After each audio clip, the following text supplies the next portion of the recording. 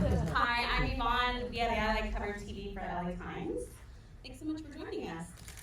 So we have executive producer and writer Terence Winter here. And stars Dana Delany Jay Will, and Neal McDonough. They're in the audience.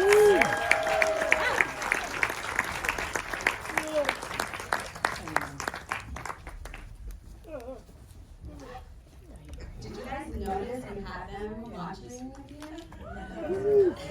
Good to see you. How you doing, man? Good to see you. How are you? Same here.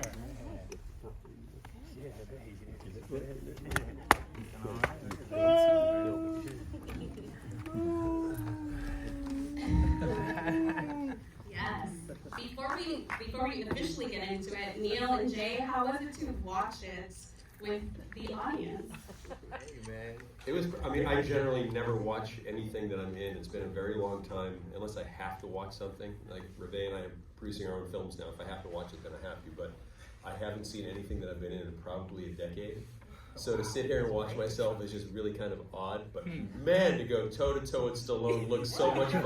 It was one of the greatest times I've ever had. You know, when you have the opportunity to work with someone like Sylvester Stallone, who, you know, creates the Rocky franchise, the Creed franchise, for the Expendables, just so much that he's done in his career, you know, and to be in that with him and to act opposite with him, a guy who's so prepared, so ready to rumble, and it was just such a blessing for me this year to be part of this whole family that they invited me into, and I'm just so blessed and thankful for all of it, so thank you.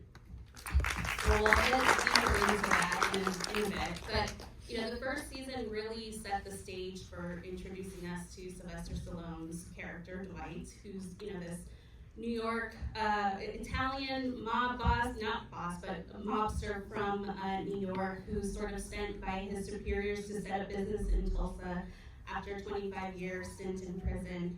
In season 2, you know, we're heading in there with him coming out of prison, after being arrested, for a second time. And he's still trying to grow his business. What interested you about where you wanted to take the world building in season 2? Well, we had already set the table during season 1 where we met all these characters. You know, there's a lot of, you know, it's sort of like if you're building a house, all the pipes have been laid now, you know who everybody is. The real gift about doing a season 2 is now you really get to know those people and how they interact with each other. So for me, season 2 is all about characters, and then the fun comes where you go, okay, well, what do we start mixing and matching people. You know, we have, you know, Jay Will or, you know, Tyson with Max Casella's character Armin. That's magic. Or you put, you know, Martin Starr in a scene, you know, with somebody, with Sly. That's always cool. So you just have more, you know, it's not, again, not introducing who they are, but more just expanding on where they've been together and where that goes in the future. You know, romantically, without giving anything away, you get to know more about it in that way. So it's really, you know, really a pleasure to now to expand on the characters we already knew, and that's really what I was more interested in doing than anything this year. Yeah. So you are introducing characters, and you've added Neal this season as Cal Thresher, this, you know, powerful and extremely territorial businessman. Misunderstood.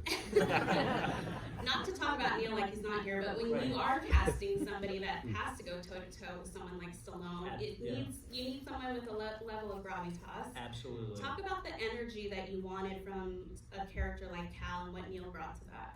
Well, exactly, you know, Neal hit on it. You need somebody to be able to stand across from somebody like Sylvester Stallone and not feel like they are shrinking. I've seen this happen. You know, I worked, you know, for a long time, you know, with Jim Gandolfini. And you have an actor come in and stand, you know, in the room when they're auditioning, you go, wow, this guy's great. And then you get them up looking in the eyes of an actor like that, and you can feel the energy go out, and they shrink, these big, powerful people. Neal, I've been a fan of since, I think you got on my radar around Band of Brothers. And, you know, as soon as his name came up, I was like, absolutely. That was not a concern, but anyway. He can do that. It's funny, I said this the other day, and I said, yeah, he's got those really unbelievably intense blue eyes. And I go, yeah, you just see him with Stallone, and there's just no fear, there's nothing. And somebody said, you know, he doesn't blink. That's the deal. And I said, that's exactly right, that's it. I didn't know what it was, but he just zeroes in with those laser beams, and you're like, holy shit, this guy there's not an ounce of intimidation, which we knew. So that's what you look for, hopefully, unless the role calls for somebody to shrink, and we've got some of those characters too, like our poor guy who plays the car dealer. Right. Oh, God, Doesn't that's have awesome. nearly as much. Well, Neal, to get back into it, I mean, you've played imposing characters before, but it is Stallone. How do you get into the zone for that? I mean, how intimidating was it? Because your first scene, you are challenging him. All right, so the first scene, this is one of my favorite scenes I've ever done. And first of all, to work with the words, from Terence Winter is like, I mean, as an actor, you pray, and Dana will testify, if you get the opportunity to work with those kinds of words, you really, it's hard to fail. I mean, it really is. You just come to set and you're loaded up and ready to go. But that scene that we saw tonight, Reve was there. We hadn't even met Sly. It was over a Zoom. And as he came in, it was a quick hello, and then straight into the scene, and Dana and I started the scene and how it went on. So we do the first take. And the first take, I decide I'm going to get into Sly Stallone's grill. So I decide I'm going to make fun of him, and I'm grabbing my stuff, and I'm getting in his face, and all of a sudden I see Sly's veins start to pop on his neck. I'm like, oh my God, this is good. I'm pissing him off. This is fantastic. I want to get under his skin. I want to do it. So we finish the take, and the camera's on him, and I go back to Reve because she was sitting there. I'm like, honey, how was it? She's like, you can't do that to Sylvester Stallone. You're going to get fired. And all of a sudden, around the corner, here comes Sly, and he looks at me and goes, you guys have balls. He gave me the biggest hug, and he said, welcome to the show. We're going to have an awesome year. And I had the greatest year. It was awesome. It was great. Dana, did that dynamic get you wondering where Margaret falls into all of this? There's so much mystery to that character, and clearly there's something going on in that trio. Talk a little bit about that. I still don't know what's going on. We don't know ahead of time because nobody tells us. So Well, sometimes we don't know. yeah. So I just made up a lot of stuff in my head about what was going on. Is what I did. So What did you come up with?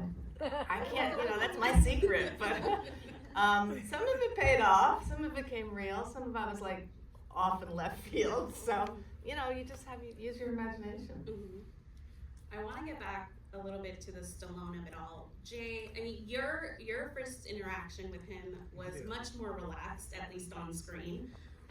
What do you remember about that sort of first time for you, and how has it developed since then, heading into season 2? Yeah, it was my first role in a way, from down south, and I got off the plane onto set.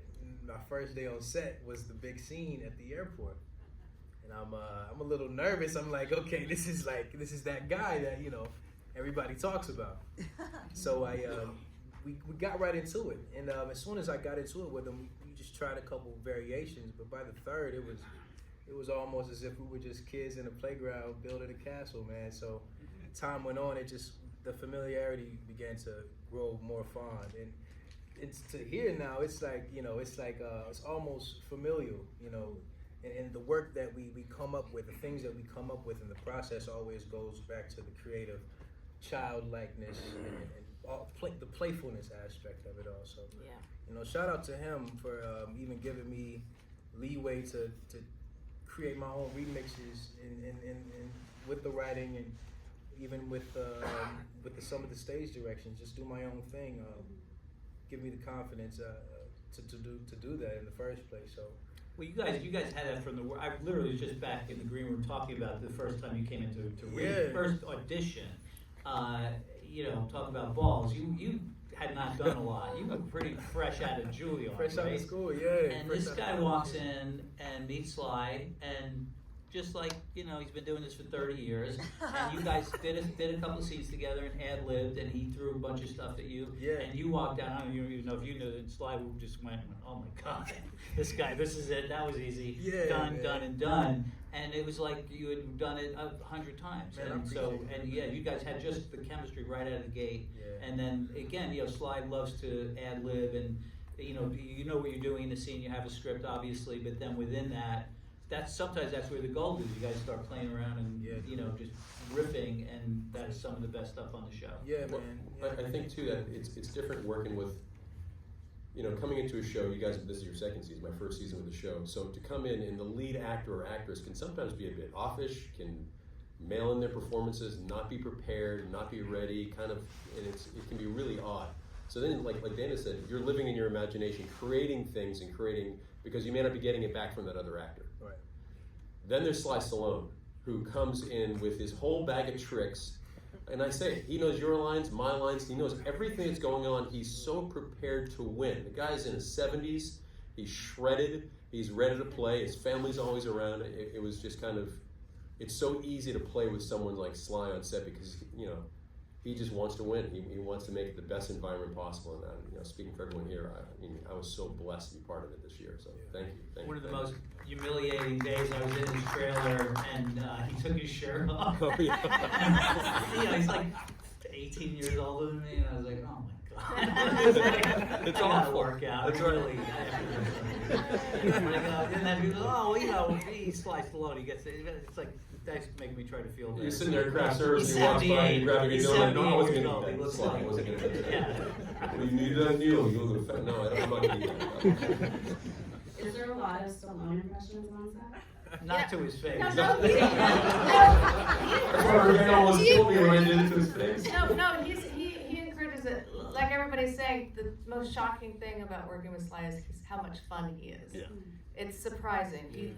He enjoys just play, like you said. And he's self-deprecating. too. Yes. Very, I very mean, we much were so. doing a scene in a restaurant, and again, a lot of improvisation, and he said to me, how you doing? I said, how you doing? And he said, do that. Yeah, make fun of me. Do that. I said, really? He said, yes, I want you to. I mean, he's cool with it. He knows people do it. Yeah. How does the vibe feel on set on something like this versus something like Desperate Housewives?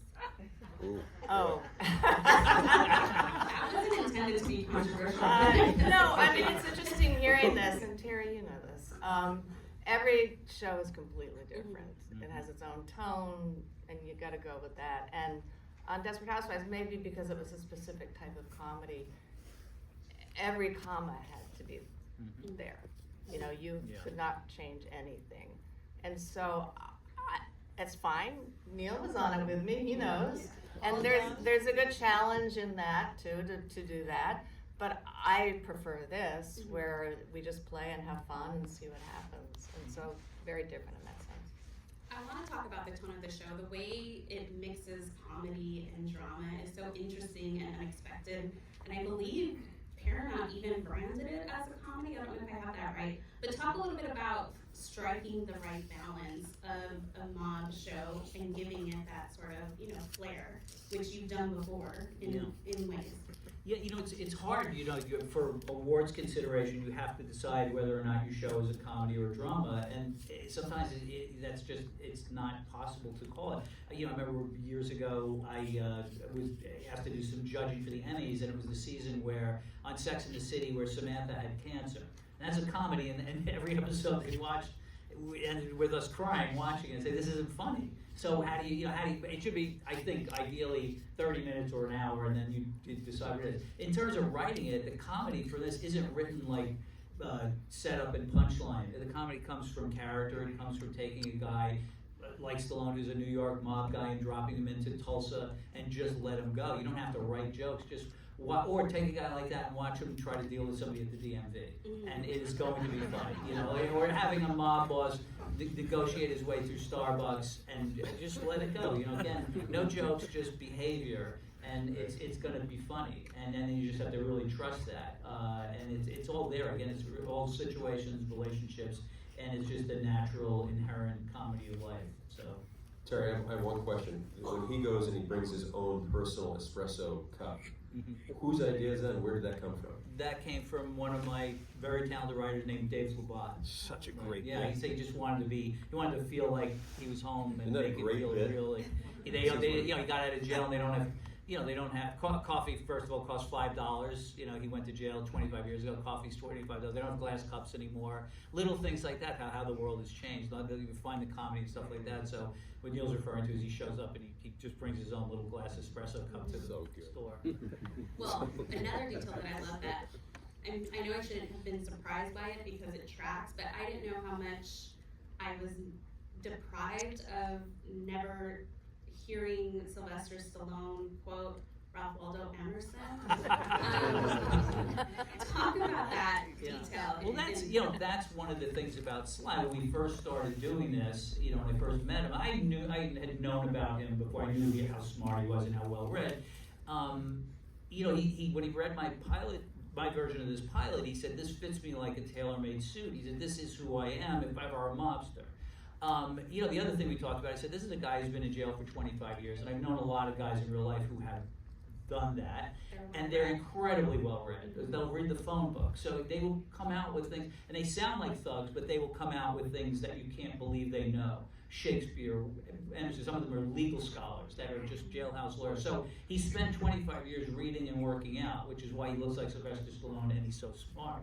But the real guy is really very much like that. He's incredibly, again, very well read, very funny, very self-deprecating. And he said this is going to be so much fun for people because I've met people who can't believe I can actually speak. They can't believe I can put a sentence together, let alone do a monologue. And I think that's blown a lot of people's minds about that, oh wow, he's funny, and we have things later in the year where you got, pages of dialogue from him that, won't give it away, but, he goes off on a couple of big runs and you go, wow, that's more than Rambo has ever said in 17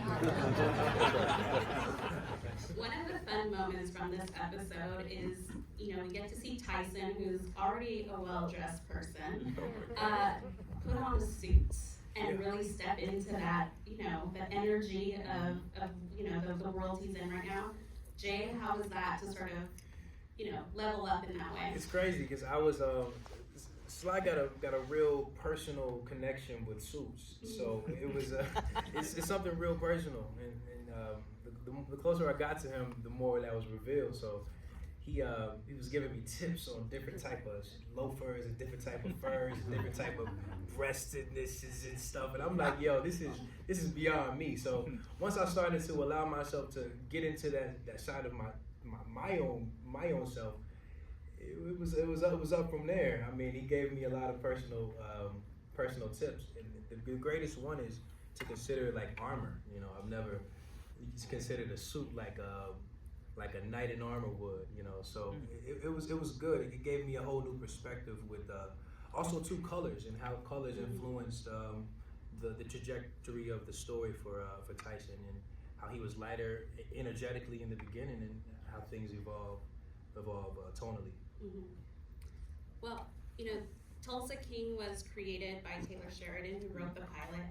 You were brought on in the first season as showrunner. You left after the first season for what was reported as creative differences, and then you were brought back as executive producer and writer. What can you share about why you left and what brought you back?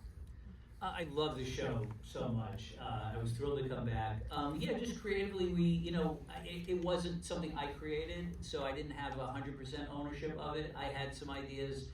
Taylor had his ideas too, and by the end of it, I guess, in terms of where my direction wanted to go didn't comport, and then then we saw what we had. And the fact that he's also got 19 other shows happening, it's like, what? Actually, why don't we just do what this is, and I don't have to guard it with where I would have gone. And I was like, great. So we continued, and I couldn't have been happier. It was great. Did he feel the need to weigh in on where he wanted to take season 2? Not really. Otherwise, that's the thing. I don't think he was really sure yet. But I think partly, and I totally am making this up, I think he may have regretted giving it away. I think he probably saw how much fun we were having and said, "Wow, I want to do that too." But he had already, when I came on, he's like, "Here, take it and run with it, go do your thing." And then, you're just like, "Oh wow, I gave away my favorite toy or one of them." So maybe I'm making this up completely. That's what I do. That's what we do here. Yeah. You talked a little bit about the collaboration with Stallone. He's credited as a writer. Can you expand a little bit more about what that collaboration looks like? How much is he involved in the scripts? Well, as Neal said, he's involved in everything. You don't just get an actor with this guy. You get a screenwriter, you get a director, you get a producer, you get an editor, you get a music supervisor, a wardrobe consultant, everything. So the writing collaboration is we speak every day. during the process. And when we speak, I mean FaceTime. He's a big FaceTimer. He doesn't like to just call. So you'll get that, you know, You 6 always in gotta the be morning. ready. Yeah, you get. I was telling somebody the other day. He FaceTimed me. I was in CBS, and you know, the guy next to me. I see him. He hears that voice, and this can only happen in LA. Sorry, I'm gonna put you off. Take it off speaker. But yeah, it's a lot of just talking, and then he'll write and send me. He writes in cursive. Thank you. And then the challenge is to decipher what he's writing. So we have a couple hieroglyphic experts who come in, and Jen, a woman named Jennifer who works with us, is really good at reading, sort of deciphering what's up. But even occasionally she'll transcribe it, and it's not even close to what he did. But eventually when we get what he intended, then we can further the conversation. But he has a million ideas. I mean, again, even, as Neal said, like, he's at the point in his career and in the show to go, he can very easily just come in and say, give me the script, what do I say, where do I stand, punch the clock and go home. Never. I mean, it's always thinking about ideas, sending me articles, this would be really cool, why don't we try that, etc. And it's great. Do you have him on silent because he texts so much? Excuse me? Do you have him on silent? Right now? Really, heck, get him. I guarantee you, if I call right, he'll pick up. I know it's constant.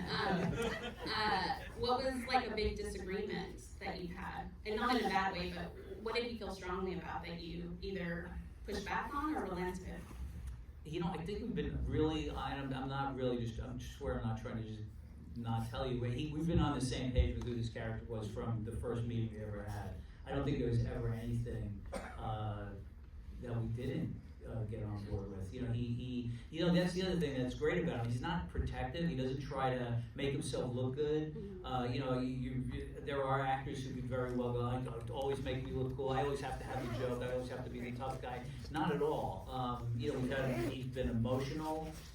With tears in his eyes, and he's not afraid of showing that range. He's not afraid of giving somebody else a line of dialogue. Actually, he'll give things to other people that I want him to keep. I would so much rather you said that. He said, you know what? Let's give it to either Jay or somebody else, and let the group have some of that stuff. What's great about this show is the fish out of water element, and with that comes, the horses. Dana, sorry, Dana, gotta talk about the horses. What was that like, getting acclimated to that? I mean, Margaret's an equestrian and ranch owner. You went to horse therapy, if I remember correctly. Talk a little bit about that, and then, Terence, weigh in about, you're familiar with the mob world, but learning how to write horses into the script, I think, is interesting. Well, everyone knows now I'm not a horse person. And my whole life I've been cast as a horse person for some reason. It's my karma. The backstory, if you care, is that I went to camp, I was like 8, and a horse rolled on me. And I called my parents and I said, please don't make me get back on the horse. So I literally did not get back on the horse. So I've had this fear, but I keep playing horse people, and there must be something about getting over it. So when Terry hired me, I panicked, and I said, I gotta go to horse therapy. So I went up to Malibu to Chloe Webb, who was on China Beach with me, who's now a horse therapist, and I had one session, and it was fantastic. It's very emotional. I recommend it if anybody has a fear of horses. You don't even get on the horse, but you and the horse just have this connection, and it really changed everything. So I said to Terry, you can put me back on the horse if you want. Sounds great. I had even more limited experience with horses. I grew up in Brooklyn, where your exposure to animals are pigeons and stray dogs. So I had a girlfriend who was a really accomplished equestrian, and I would do the kiddie horse ride while she would, do that. So really, that was it for me. So, and I watched Mr. Ed as a kid. Aside from that, that was it. So even when I came downtown to writing about we're set on a horse farm, and I just wouldn't even trust myself. We have an animal wrangler, and I would call, or even it was really ridiculous. I'd send him a picture of a horse and like, what is this? And he'd know back, a horse. And I go, no, is it a specific horse, or I just want to at least describe it correctly, or have some. Is it possible to have somebody do the thing I'm describing? And so that's not my really strong suit. So I try to avoid a lot of that. The thing about being on a show where the mob is involved is you gotta be prepared to die at any point. That's true. Neal? I'm still shocked I made the whole season. I am shocked. I kept reading the script. I'm in 8. Yes. I'm in 9. Yes. Going through 10. Where do I die? Where do I die? Well, okay, tell you what happened. So many actors do that. Always they get the script. The first thing they do is turn to the last page. That's right. That's literally starting like a baby. Is that They like something me. you worry about, Jay? Is it something are you like, I'm good with him now, I'm good with Dwight now, but am I always gonna be good with him? I mean, yeah, it's always that floating thing that's there, but I guess if you have your purpose in the dynamic of it, the lack of you would be a detriment to the situation. So You might think. stay intentional. That holds true a lot of times, but sometimes it doesn't. No, it really How do you think about it? I mean, you've done. Terry, did you get that Rolex I sent to you? No, I mean, So many characters. before. Yeah, How do you and think I about even it? when you work with people, you have to say like, this is a gangster show. There's guns everywhere, guys. There's bullets flying, and you never know somebody might catch shrapnel. You might even catch a bullet that wasn't even meant for you. And, it happens. I mean, and sometimes for the story, you kill off a character. You go, oh, I didn't see that coming. And I've been in that situation too. It's really hard. It's the hardest thing, honestly, about my job is making that call to an actor and say, hey, and usually when the showrunner does call you, it's not good. You don't want that call.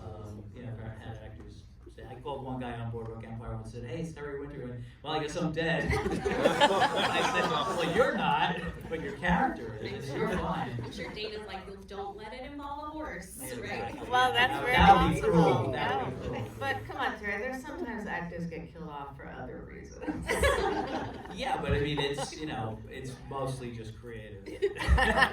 But again, you have that option. Again, it's not like I guess on a medical show unless you're a patient. But yeah, I mean, again, it's a gangster show. It's like you really got to be extra careful. Yeah. Well, before we wrap up, what are you comfortable teasing about what's ahead? Like, what won't make sense now, but will by the time we reach the end of this season? I think there are a lot of moments within the course of the season that take our characters into places emotionally that they haven't been before. Again, it's that expansion of who these people are. There's a lot of personal growth, there's a lot of emotional growth, there's a lot of psychological growth. They're met with challenges that kind of rock who they are at their core, and a lot of lines in the sand that may or may not be crossed. So again, it all comes back to the characters, and I've been blessed to have this stable of incredibly talented actors who anything we throw at them, they're able to knock out of the park. And there are moments of incredible poignancy and humor and fear and all of that. So I'm really excited to see this play out and see how the audience reacts to it. Has the fan fiction inspired any developments? I wish I was that creative. I didn't even know about fan fiction. If any of you don't know what we're talking about, there are people out there who write fictionalized scenarios about the characters on not just this show, but movies and everything else. And I encourage you, if you get a glass of wine and sit down and maybe just read some of these incredible scenarios they come up with between our characters. That I wish I was that creative. But yeah, I have to go dig a little deeper. But a lot of them are maybe not suitable for a family audience. True, they get a little spicy. They get really again. Yeah. And a show with horses on it too. Not that I've read any of those, but I'm afraid. Maybe I should stop reading now. It's becoming a rated R now. Yeah. Well, thank you all so much for joining us, and thanks for coming out on a Thursday. Thank you, everybody.